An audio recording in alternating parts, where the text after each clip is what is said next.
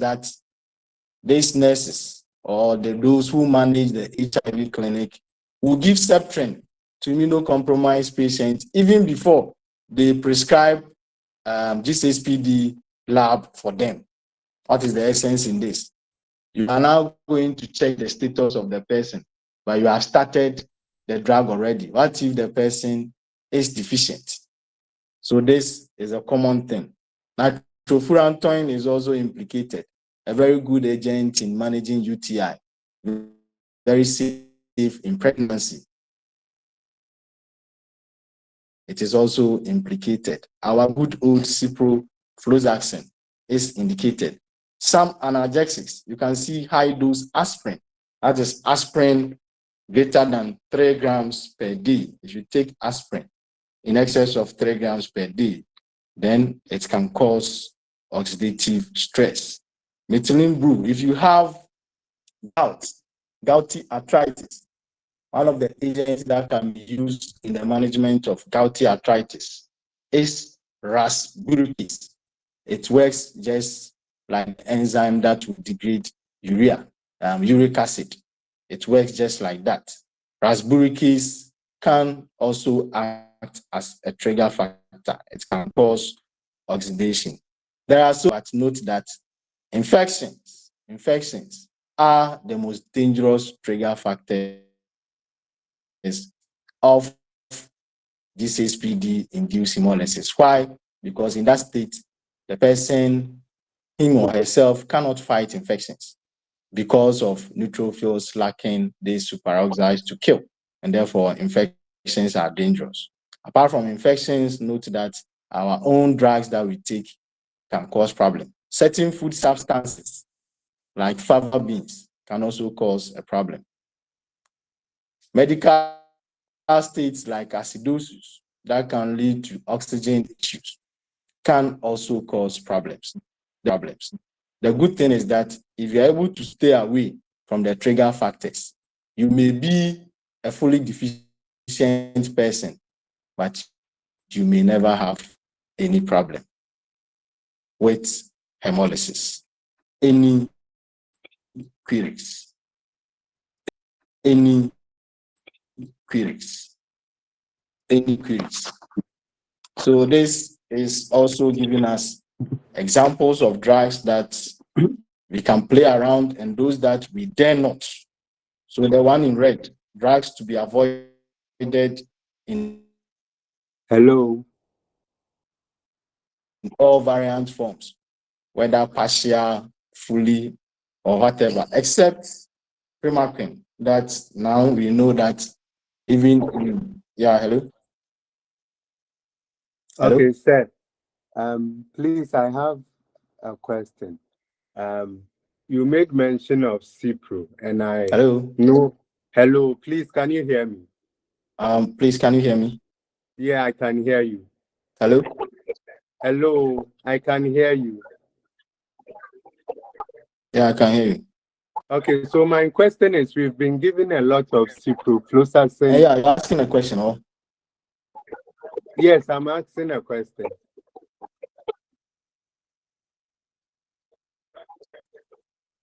Patient system is very weak.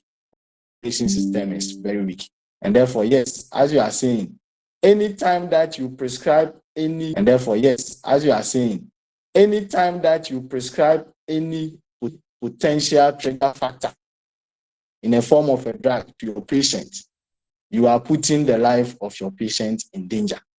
And therefore, as part of the management of G6PD, it is on you, the prescriber, to always get to know the status, the G6PD status of your patient before you prescribe any drug, especially drugs that are potential trigger factors. So if you do mybet.com, if you do lottery, and then you give, without knowing the status of your patient, you give your patient any drug or anything, any intervention at all, including food, that has the potential to trigger oxidation, it is your patient that you are harming. You see, as part of ethics and those things, they say, do no harm, and you are exposing your patients to a trigger factor without. You are supposed to know. The clinical team, you are supposed to know, especially when because you have the knowledge, you have the technical know-how to know that drug A is a potential trigger, drug B is not. If you know that drug A can potentially do that, yet without knowing the G6PD status, you just prescribe the drug and administer the drug to the patient. That is unethical. You are causing harm to your patient. So anytime that you dispense ciprofloxacin, as you are saying, and you cancel your patient on that, discharge counseling, without knowing the G6PD status of your patient, the answer is what you concluded. You are causing harm, potential harm to your patient. Please, are you okay? Especially yes, at the community pharmacy, they come with signs of infectious cough. 1, 2, 3, hey, cotramazole, 960 milligram BD. So more. Yes, you do all your counseling to avoid crystallization in the urine. So. The person goes home, takes it, hemolysis severe. He ends up in the hospital. You have caused harm to your patient. You don't know the G6PD status of your patient yet. So it is one thing that I try not to do, giving patients sulfur-containing drugs without probing. At times, I may ask you whether you have taken another agent containing sulfur. So if maybe you have been pregnant before and I want to give you Septin, I'll ask you during your pregnancy, did you take SP? I'll describe it to you. What happens? Nothing. You didn't experience anything. Or did you take another, maybe MNB? It's an old drug, but people know it a lot. So, oh, yes, I've taken it before, BBNC. Then fine. In a way, I may be sure, maybe at least about 80% sure that this person is not having any defect in terms of G6PD. So yes, I can go ahead and give Septin. The same thing is with penicillin. So we have about 10% of our population that can react to penicillins. You don't know the status of your patient in relation to penicillin hypersensitivity. You always give amoxicillin, amoxiclav, whatever. It's risky, but that is how we do it here. Because clinical audit is almost zero. Nobody will come and catch you. Nobody will do anything. The best they can do is to go for mortality meetings or clinical meetings, discuss, blah, blah, blah, blah, we go. Next time it happens, we go back. Elsewhere, they will do clinical audit. Insurance people will make sure that they do it. And if the fault is from the team, you may be sued. Because over there is insurance companies that are paying. You can't create problems for them to pay for it. You have to be responsible for whatever that you do. All right. Please, are we okay? Yes, please. Class captain, any more questions? Can we continue? All right. Okay. So next time, be careful. You are right to say that. So all these drugs, be careful, whether partial or fully defective, you must be careful. You can play around with some of this if your patient is partially defective. Remember we said high dose aspirin, not low dose. So above 3 grams. So if the person is taking, let's say, baby aspirin, 75 milligram or 81 milligram as per the US guidelines, then fine. But with caution, chlorphenical and the rest, you may take it. But if the patient is taking any of the list here, you have to be very, very careful. All right. So how do you investigate? How do you investigate? The definitive diagnosis is DNA testing. It tests to find out whether the person is genetically having that problem or not. Of course, you have to make good use of the clinical manifestations. Jaundice, person comes in, jaundice. Then the other markers, if you do your full blood count, expect to see reduced hemoglobin, expect to see reduced hematocrit, and because of the response here, over here, the hemoglobin synthesis is not effective. and therefore the response will occur. Reticulocytosis will occur. So reticulocytosis, which reduce hematocrit and reduce hemoglobin, depict the presence of hemolysis. Of course, increased LDH, you have reduced haptoglobin, and increased unconjugated bilirubin, UCB, unconjugated bilirubin. The liver is not sick. You are only presenting more than the liver can conjugate. It will conjugate what it can. The excess will remain unconjugated. That will give rise to jaundice. The urine, because of hemoglobin and hemosiderin, will become dark colored. Now, on peripheral blood smear, you remember when we started with the introduction, we looked at peripheral blood smear. So you look at a blood smear under the microscope with G6PD induced hemolysis.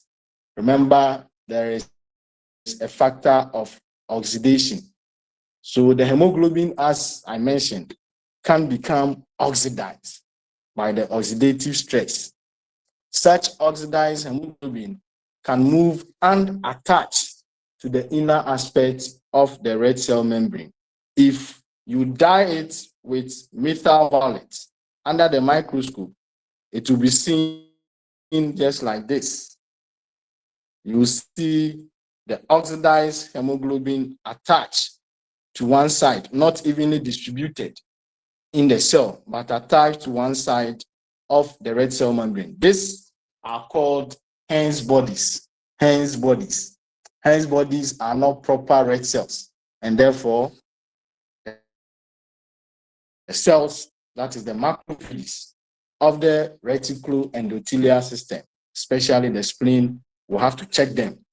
So they will pounce on these Hens bodies and bite them. If you remember when I use biscuit, I said when you are eating biscuit, you don't put normally, if you are a gentleman or a lady, you don't put the whole round biscuit in your mouth.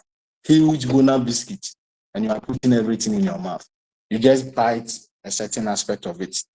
So the macrophages will also bite the biscuit. The biscuit here are the Hens bodies. So you have this aspect being chopped off. If you have a Hens body with a chopped off aspect like this, it is called bite cells. So under the microscope, on the peripheral blood smear, you are going to see some Hens bodies yet to be bitten.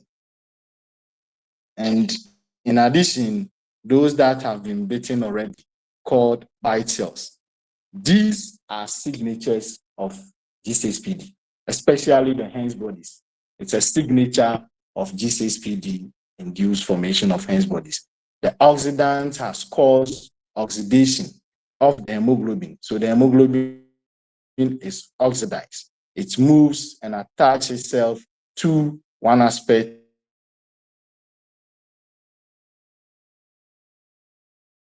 or one area under the membrane. To see it under the microscope, you apply methyl violet dye and you see the cell clearly like this. This is called Hens bodies. Some of the Hens bodies will be attacked by the macrophages of the reticuloendothelial system, forming bite cells. So under the microscope, you see some Hens bodies and some bite formation of Hens bodies and bite cells caused by the oxidants oxidizing the hemoglobin within the red cell. These are all possible tests. Now, you may have to check for the levels or the functions of the enzyme G6PD. You want to check so that you know the status. Maybe you don't know about the G6PD status of the patient. So you check. Normally, it is the enzyme function that is converted to a certain weight or concentration. So to check the enzyme concentration, you check for the activity of the enzyme. That is what they convert to a certain concentration. One thing that you should note is that during acute hemolysis, because of the response, that is reticulocytosis, you have a lot of baby red blood cells. And one thing with G6PD is that if you have a lot of baby red blood cells, you have a lot of intact G6PD. So more new red cells will have high activity of G6PD, meaning that at the time of acute hemolysis, because of the reticulocytosis, if you check the enzyme activity at that time, you may get a false negative result. Why? Because of the reticulocytosis, those red cells will have a very high enzyme activity. I mean, high G6PD activity. It is only when these red cells are becoming older that they become exposed. And you get older and you have the problem. That is when the enzyme activity will be exposed. It will decrease. But during acute hemolysis, you are producing more reticulocytes. And these reticulocytes, because they are young, the enzyme activity in them is very high. And therefore, if you check the enzyme activity during the acute phase of hemolysis, you are going to get false negative. So it is recommended that if you want to know somebody's G6PD status, don't do the test during or just around the acute hemolysis phase. Wait for at least 2 to 3 months. By that time, you are sure that those reticulocytes that were produced during that time, they are now matured. And it is in maturity that the true enzyme status can be detected. So roughly 2 to 3 months after the acute episode, test the person. And if the person is truly defective, the person will be exposed. During acute phases, because of reticulocytosis, the enzyme activity will be high. If you check it at that time, you are going to get false negative. Class captain, any queries? Any queries? All right. Confirmed. G6PD induced hemolysis. Hello? No question, right? All right. So how do you manage? Prevention is better than cure. So don't even go there, then try to stop it or manage it. So try and stay away from possible trigger factors. That is why they print a whole lot of potential triggers for you to keep it, so that you yourself, you don't expose yourself to those trigger factors. Any healthcare giver, show the thing to that person, the person will know that you are G6PD deficient or whatever. And therefore, any drug or any intervention that the person will expose you to shouldn't be one of the trigger factors. Anytime that you want to prescribe any drug, especially the ones that you know that potentially they can trigger oxidation, and you don't know the G6PD status, please find out before you prescribe. So immunocompromised patients, chest clinic, Confanoche people, make sure you check the G6PD status before you put your patient or you start cotrimazole prophylaxis. Please do it. Don't start before later you go and then prescribe that lab for the person to go and check. What for? Now, in severe hemolytic cases, blood transfusion will be the only solution. Because the response is reticulocytosis, there is automatically high demand for folic acid. And therefore, folic acid is also indicated in these individuals. If you're unlucky and you get frequent hemolytic episodes, serious ones, then you may need frequent hemotransfusion. Remember the problems with hemotransfusion. Lloydia, are you there? Lloydia and Lydia. Lloydia, are you on the call? Hello. Yes, Lloydia and Lydia, where are you? Yeah, I'm here. Lloydia, are you here? So what are some of the problems in hemotransfusion? Yes, Lloydia. problems with hemotransfusion? It could cause congestion. It can cause congestion. Congestion. If you congestion. So that means if you overload. Okay. So because of the plasma, it can worsen or precipitate congestions. Some Fine. What infections else? as well. Okay. So before Some you proceed, infections. so if wait, you come to the next one. So with congestions, if you anticipate that maybe you have a patient who is already having congestive problems, like heart failure patients, what will be the possible intervention to avoid precipitating the congestion?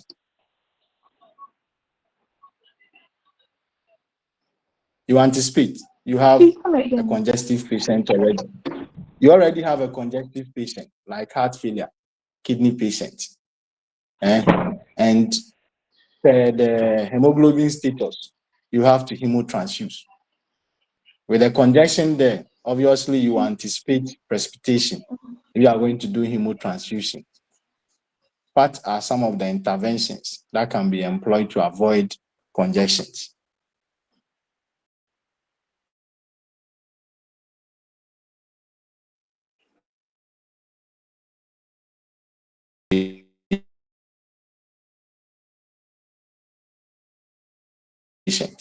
What can you do? Blood or something. Very good. So that is one of the interventions. Instead of infusing this whole blood that contains a lot of plasma, you can do packed cells. What if you don't have packed cells? So it means your only choice is whole blood. Is there any way we can go around it? Yeah. If you don't have, can I answer? Yes. Can answer. So in case you don't have packed cells and whole blood cell is your only alternative, you can add furosemide to take care of the fluid overload. Perfect. So you can give some furosemide injection, 20 milligram, prior to the hemotransfusion, so that you clear some of the fluid in the patient to make room for the incoming fluid in the whole blood. Perfect. Yes, as Lordia was about to say, hemotransfusion will put someone at risk of infections, HIV, hepatitis, malaria, and what have you. If you harvest blood, it stays for longer periods, iron can leak. Hemolysis occurs, iron can leak into the plasma. So recurrent episodes of hemotransfusion can lead to iron overload, and therefore iron poisoning, which can cause multi-organ dysfunction. These are all some of the problems. You can also get reactions, anaphylactic reactions. That is also a possibility, anaphylactic reactions that can lead to hypotension and therefore shock. These are all possibilities that can happen in hemotransfusion. Unfortunately, with all this, if you get very severe hemolytic crisis and you get very low HB, the only option will be hemotransfusion. To avoid this, stay away from trigger factors, as simple as ABCD. Any queries? Any queries? That is how G6PD is managed. Any queries? If not, Yeah, please, I have a question. okay. Please, could the blood transfusion also is there coagulopathy? Is it a potential side effect of the transfusion? Yes, but the technicians will try and then avoid that thing by finding out compatible blood. If unlucky for you, they mistakenly give you incompatible blood, you have an issue. You get it? Okay. Yeah. So yeah. You can even get the other time we mentioned trally as part of the anaphylaxis, transfusion associated lung injury. So we have a whole lot of issues that can happen. That's why the other time I say, because of all these problems, I don't blame the Jehovah people a lot, because with all these potential problems, and you see, the hemotransfusion may or may not save you. So if they say they are not taking hemotransfusion, then I don't blame them. Anything at all can happen. And remember, note that there could be so many things within the blood that we are yet to identify. And if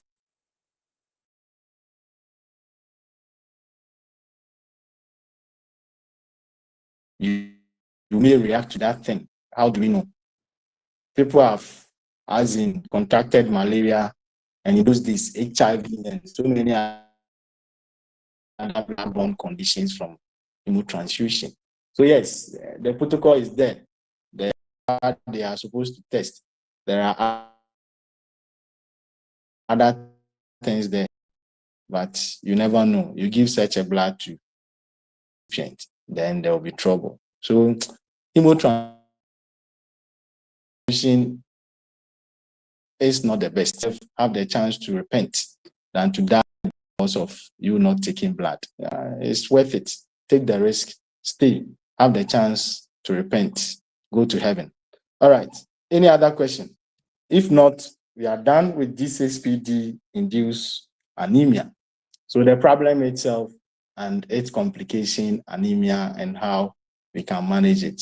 We are done with it. So that's the second hemolytic form of anemia. We are now moving to thalassemias. Originally a microcytic anemia, but it will end up causing hemolysis. And therefore, we decided to discuss it as part of the hemolytic anemias. Any queries? Class captain, can we continue?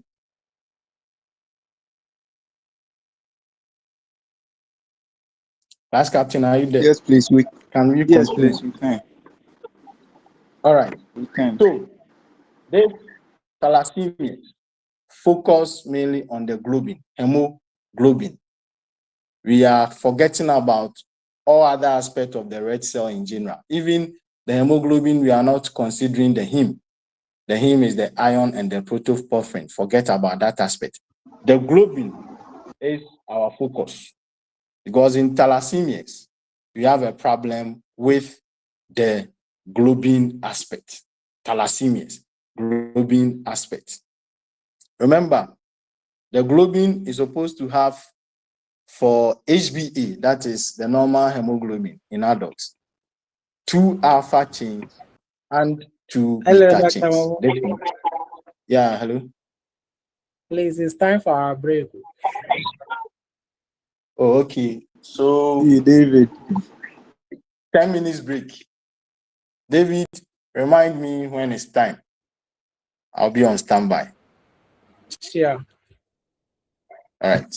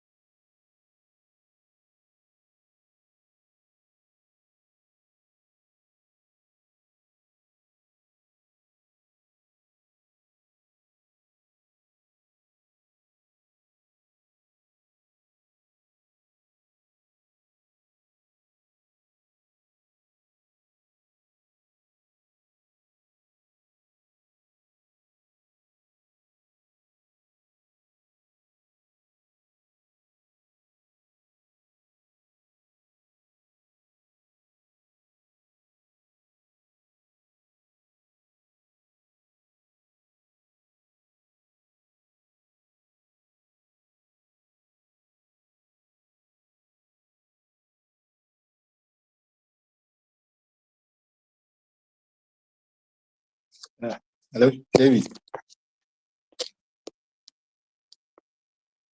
David, is it time? 1 minute more.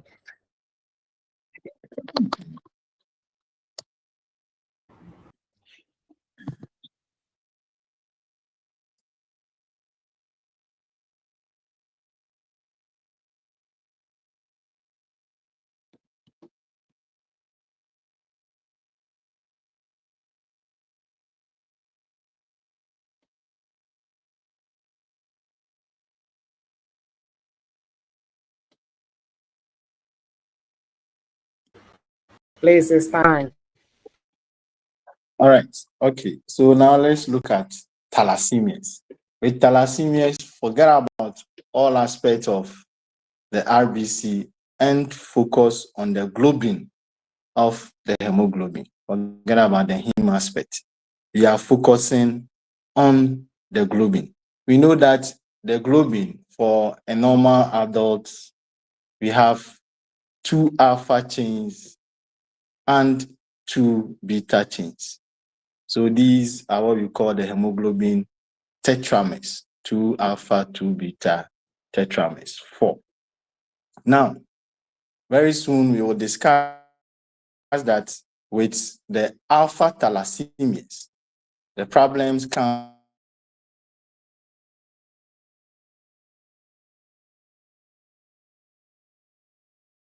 from chromosome 6. So it's a deletion of the aspect of the globin. So 4 genes normally will code for the production of the alpha chain. And on chromosome 16, the problem is that we delete. There is a deletion of 1 or 2 or 3 or all those 4 genes that code for the alpha chain formation. With the beta chain, it's not about deletion, but a mutation in the genes that codes for the beta chain. This is chromosome.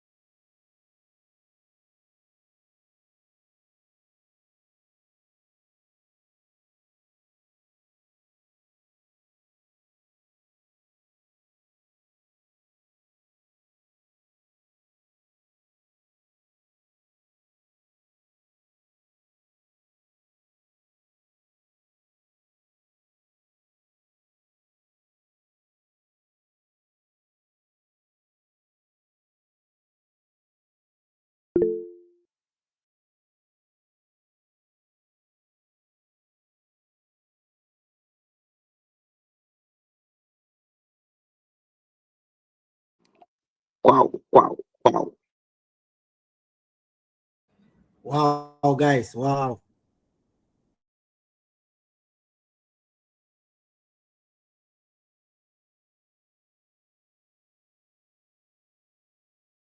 Selfie time. Wow. Yeah. Hey, Spyro. Selfie time. Wow, Wow. guys. Wow, Wow, guys. selfie off, please. Selfie off. Hello. Hi. Yeah. All right. So as I was saying, that hemoglobin 16. There's supposed to be 4 genes there that codes for the alpha chain. And either 1, 2, 3, or all the 4 will be deleted. And that gives rise to the problem in alpha thalassemias. With beta thalassemia, the problem is with chromosome 11. There are 2 genes that codes for the beta chain, and there could be mutations. So note the difference. with the alpha thalassemia, you are deleting the genes. With beta thalassemias, there is mutation in the two genes that code for the production of the beta chain. Chromosome 11 problem. Alpha chain is chromosome 16 problem. 4 genes are supposed to code for the alpha chain production.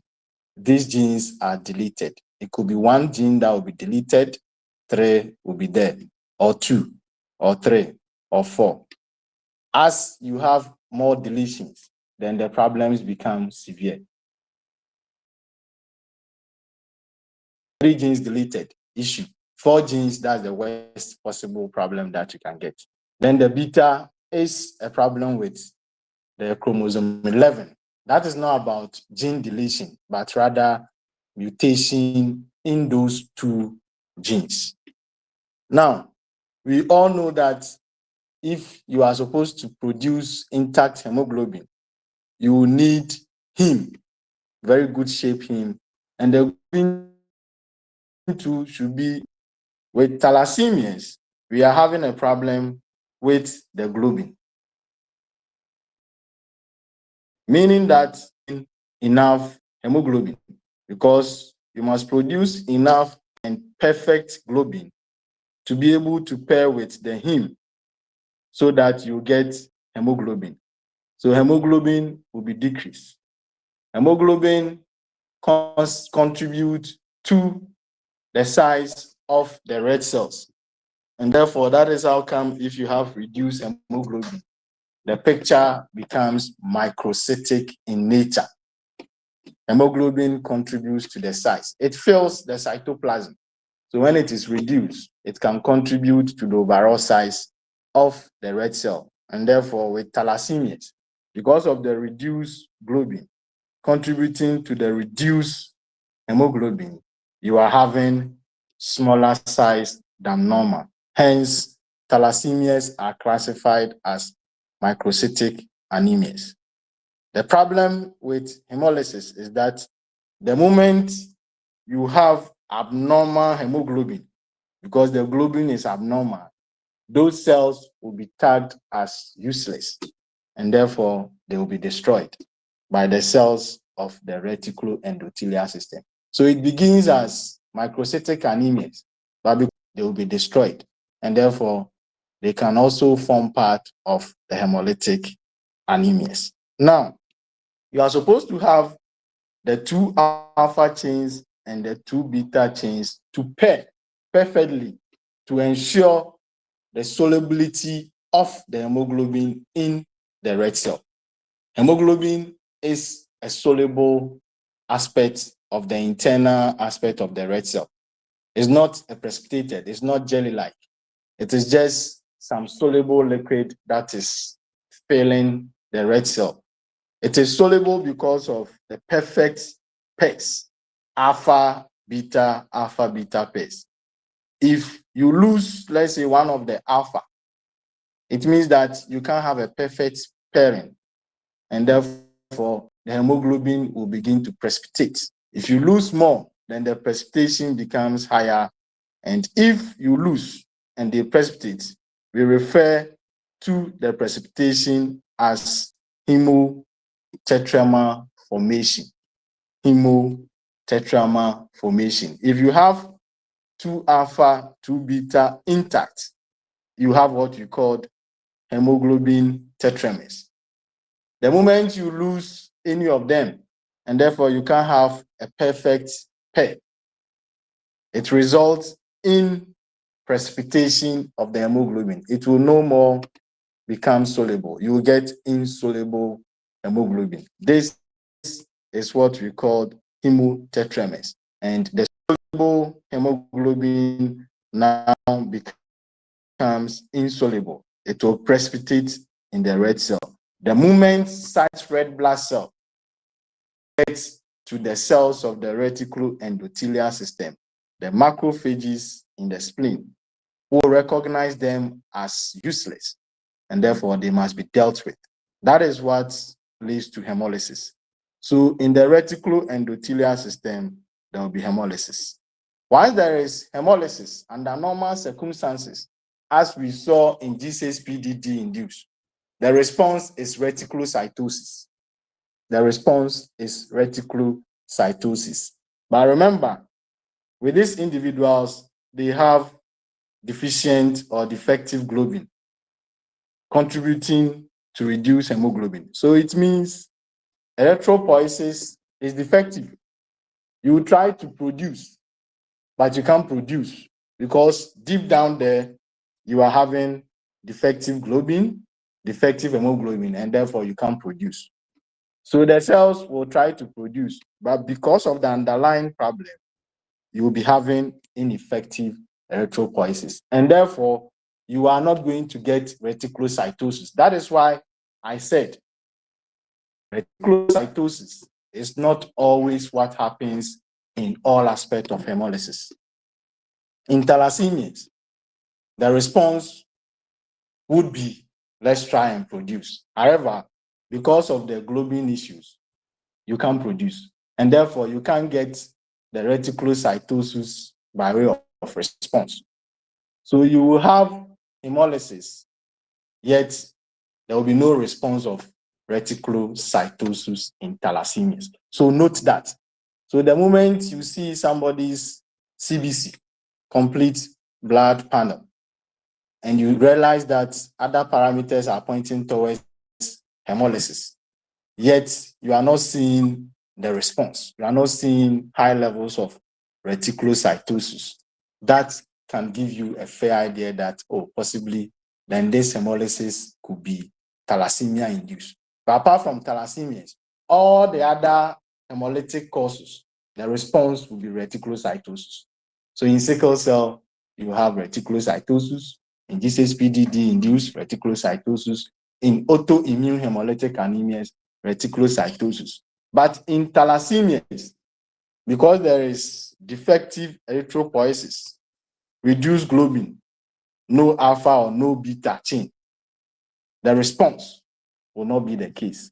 So the person will have normal or even low reticulocytes, unlike the others that hemolysis goes with reticulocytosis. Are we okay to continue?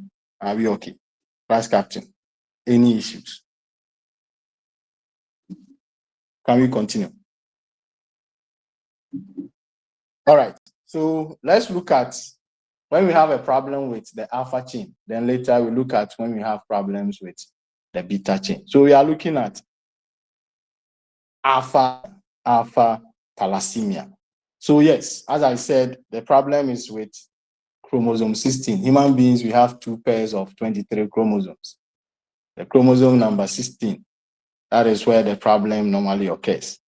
The alpha chain, there are 4 genes that will code for the production of the alpha chain. And the problem is the deletion of 1 or 2 or 3 or all of these genes on chromosome 16. That is what results in alpha thalassemia. So the more you delete, the severe the case, and the more hemotetramers you form. So let's see. Number 1, if 1 gene is deleted, it is left with 3, no Baga wire. There's a problem, but the patient will be asymptomatic. If 2 of the genes are deleted, then the problem begins. Now it affects globin to a higher extent. It begins to affect the average sizes of the red cell. So MCV begins to drop, but still the patient will be asymptomatic. The moment 3 of the genes are deleted, the hemoglobin that will be formed is called hemoglobin H. If you delete 3 of the genes, precipitation will begin to form. It will affect the hemoglobin to a very high extent. So if the 3 of the 4 genes are deleted, we call the hemoglobin that will be formed hemoglobin H, and it will come with a precipitated hemoglobin H. It means that you have only 1 of the 4 genes left. At this point, there is very severe condition. Hemolysis is very high, and the person may need hemotransfusion to secure the problem. In some patients, they are unlucky. They have all the 4 being deleted, all the 4. And when all the 4 of the alpha chains are deleted, they are replaced with 4 gamma chains. I repeat, when you delete all the 4 alpha chains, they are replaced with 4 gamma chains. 4 alpha deleted. In the place of the 4 alpha, you have 4 gamma chains. This hemoglobin is called hemoglobin BAT. Hemoglobin BAT. Hemoglobin BAT. When 3 are gone, hemoglobin H. And all the 4 are gone, they are replaced with 4 gamma chains. We call it hemoglobin BAT. The key problem with hemoglobin BAT is that the hemoglobin holds on too tight to the oxygen, such that the oxygen is not delivered, just like methemoglobin. So the hemoglobin will be there, hemoglobin BAT. It can bind to oxygen, all right, transport oxygen, but it will never deliver the oxygen to tissue. If this happens, the fetus cannot even make it to the body. So we have what we call hydrops fetalis. You will die in utero if all the 4 genes are deleted and you have hemoglobin BAT. That is 4 gamma replacing the 4 alpha. What happens is that your hemoglobin is called hemoglobin BAT. Hemoglobin BAT holds on to oxygen strongly to the extent that the oxygen is not delivered, just like methemoglobin that we discussed not long ago.